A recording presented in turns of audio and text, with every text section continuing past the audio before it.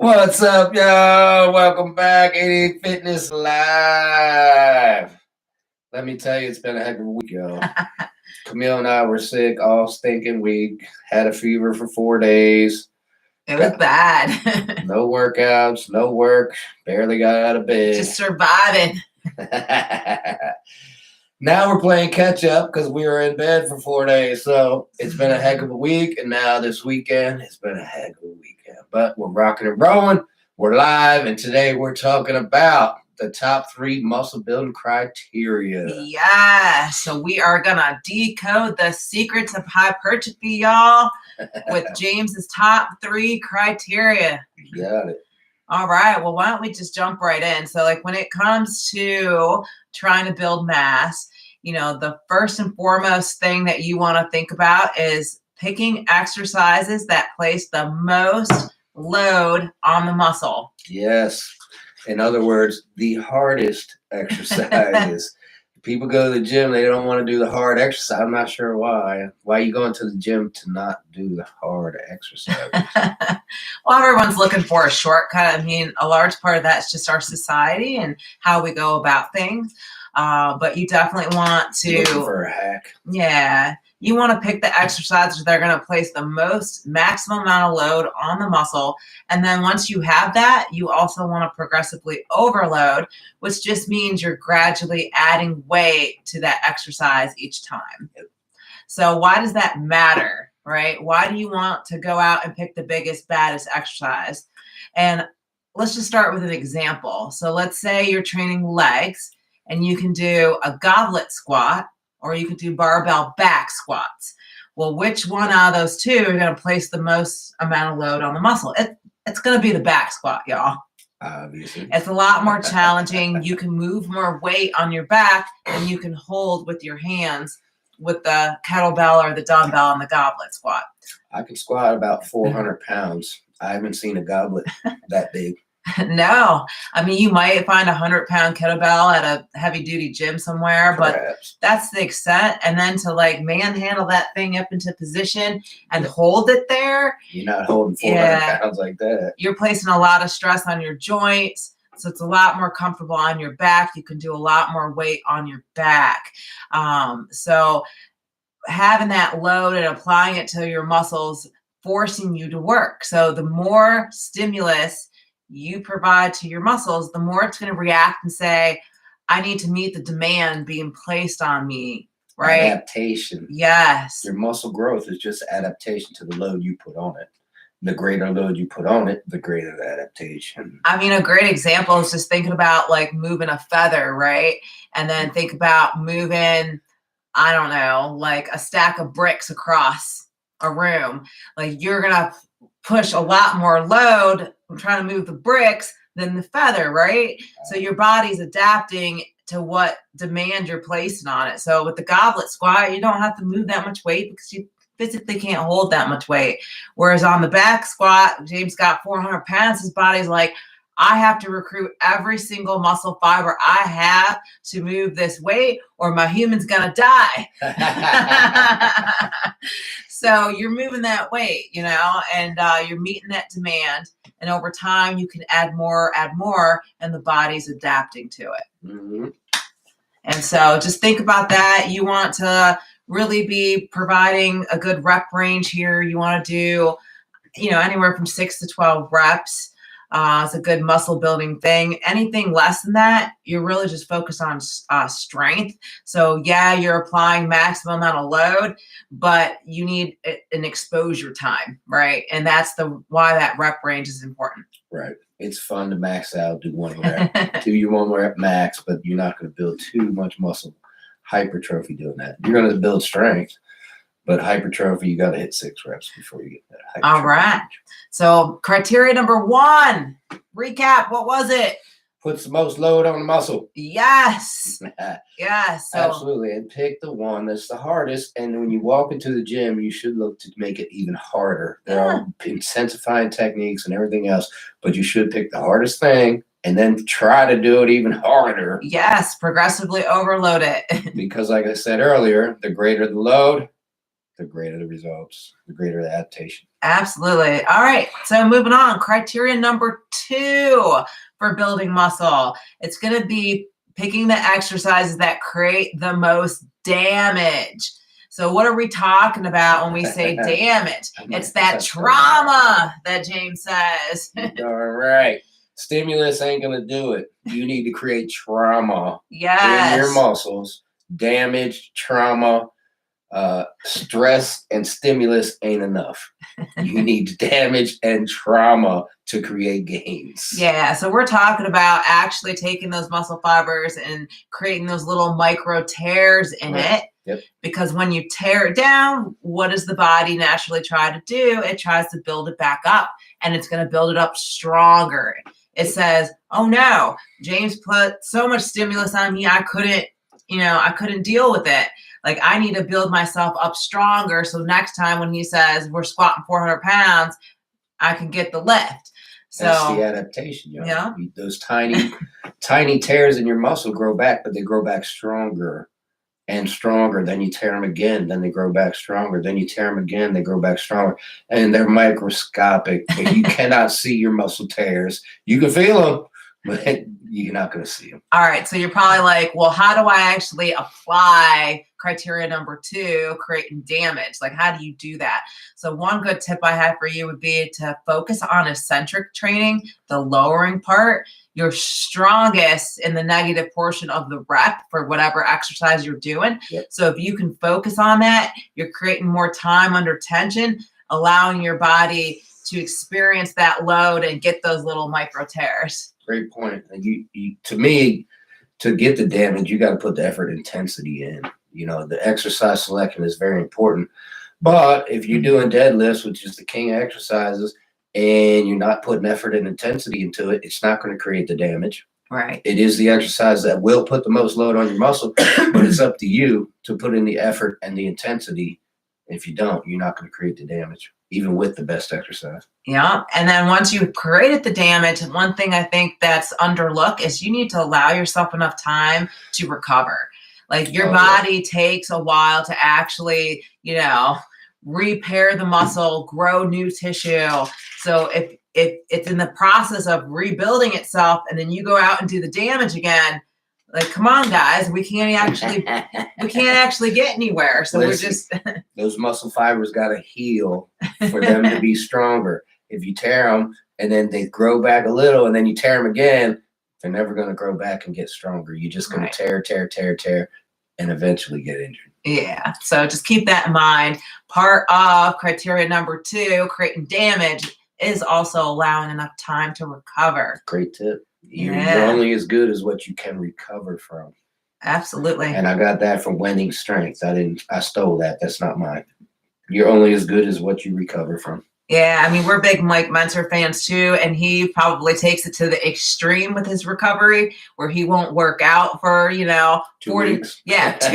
4 to 7 days until he's not sore. But there's something to be said for that. I mean, I've tried taking a lot of time off, and you really can come back. You feel repaired, recovered, and then you're able to hit that intensity again. So there is something to be said for taking enough rest time. There is, and believe me, your body will tell you it will take a toll if you don't. I've recently went to every other day lifting, and I got a lot more energy, and I feel a lot better than going 3 days and taking 1 day off. All right. Criteria number 3, y'all, the third. It's creating the most gains. So when we say this, we're talking about exercises that are going to create that metabolic stress. So metabolic stress really results from a high rep count and constant tension on the muscles. And so you're probably like, well, why does that matter? Well, it triggers muscle growth by increasing your cell size. It also stimulates protein synthesis as well as promotes hypertrophy. So you really want to create that metabolic stress inside of yourself while picking these exercises. So again, how do you apply that, right? How are you like, yes, I create that metabolic stress? Well, a great technique would be to try incorporating supersets or drop sets. Because what are you doing when you're doing that? You're doing higher reps. You're prolonging the set. constant tension, time under tension, just making it longer. And those are intensifying techniques. So if you think it's easy to do those, you're wrong. Well, it shouldn't be easy. If they are easy, you're doing them wrong. There you go. And we're talking about creates the most gains. Yeah. You know, we already talked about rest time, but you got to put nutrition in there as well. You're going to recover faster if you're eating correctly and feeding your body nutrients. If you're cheating your body out of any nutrient out there, it's going to take you longer to recover and get those gains. All right, so those are the top 3 criteria. Again, number 1, it's putting the most load on the muscle. Number 2, creating the most damage, and then 3, creating the most gains. Best thing to keep in mind is go hard. If it's hard, it's working. Yeah. If it's easy, you're wasting your time. All right, so we have an actual entire video series on this where James takes you through the top 5 best exercises that meet those 3 criterion. But today, since we're live, let's just go through some of the different muscle groups, and we'll just outright tell you guys which are the exercises that meet those criteria. So let's start with like the chest, for example. Yep. Barbell bench press. Number 1. I mean, we got a barbell, so we can really like ramp up the load on that bar, progressively overload, and stress the chest. Compound exercise. Better believe it. Nothing's going to beat the barbell chest press. When you're talking about chest day, nothing beats barbell flat bench press. Absolutely not. From there, I would say a second one for chest would probably be a cable fly. Why cables? Constant tension. I can prolong the set. I can superset. So I can create that damage, that metabolic stress on the tissue. That's a decent choice. I would go with incline barbell bench press. Well, yeah, okay. Because again, you're putting that load, you're creating a way bigger load than you ever will with the isolation like a fly or a cable move. With a barbell, you're going to create way more load on that muscle. Absolutely. Put way more load on that muscle. Create way more damage. You get way more gains. All right. So shoulders. I would say an overhead barbell shoulder press is where it's at. I mean, again, there's like a theme here. It's a heavy barbell compound exercise. You're probably going to see that over and over again. So that's going to meet the 3 criteria. What's another one? Either a barbell upright row or a dumbbell overhead press is what I would go with. We have notes, but I'm not looking at them. I'm shooting off the hip here. All right, biceps. I'm going to say chin-ups. That's like your number 1. It's hard. It's a compound. Yep. Like you are working. I agree. Chin-ups or underhand close grip pull downs, and then barbell curls would be your top 2. Yeah, and with those barbell curls, focus on that negative portion. Yeah. So that makes it really hard. You're strongest in the negative portion, and that's how you're going to create the most damage. Absolutely. Same with the chin up. Don't just drop.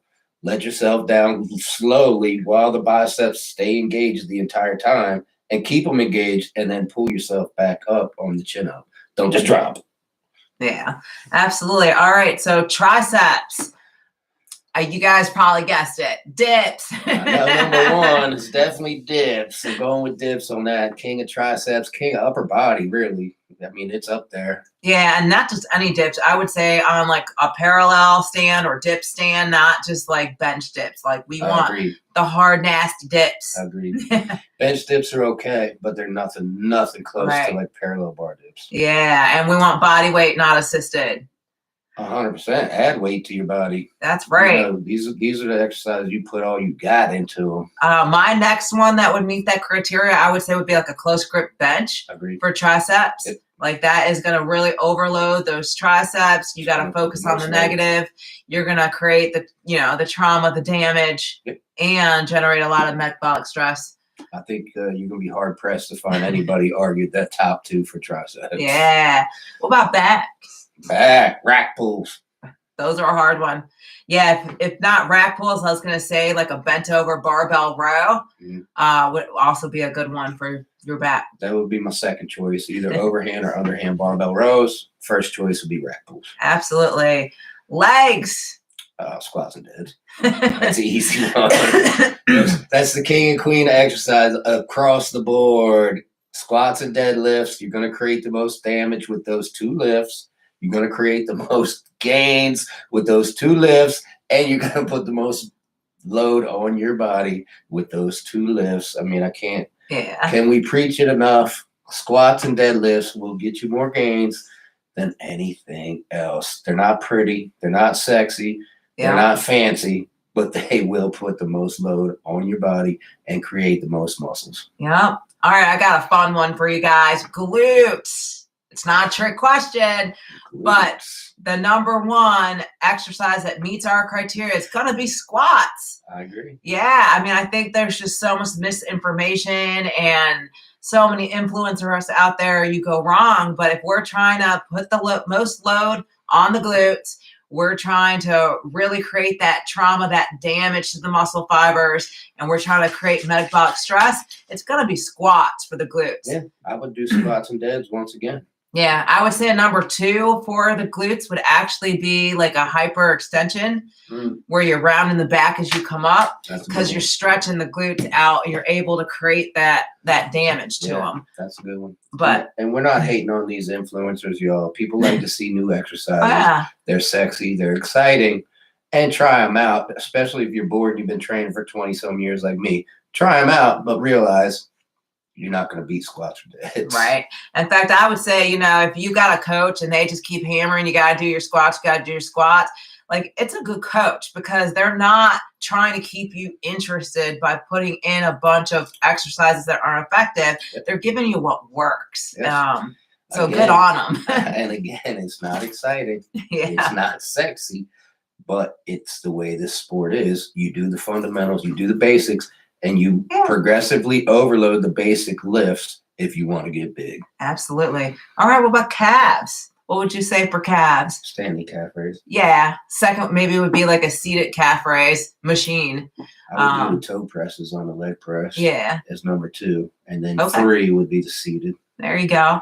So definitely you want to be able to stretch those calves out nice and good. So make sure you're not just like on a flat platform there. Standing calf raises are awesome, man. If you have that machine, you're lucky. If not, get on the Smith machine and put some plates under your toes and do the standing calf raise. You won't beat it. Yeah, he's talking about it's a standing calf machine where your heels are kind of hanging off. Right. And you're able to, pop up. Yep.